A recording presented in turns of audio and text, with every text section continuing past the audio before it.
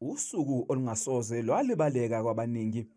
Indaba zokubulawa kwayengumkhuzi wamasosha omkhonto wesizwe zasabalala ngokusheshsha zaholela embhikishweni.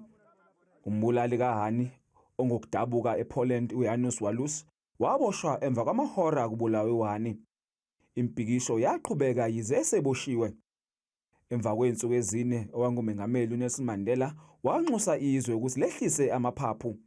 uHani wangcwatshwa emva kwensuku eziyisishiyagalolunye. Inkulumo ekhethekile yethulwa nguMandela.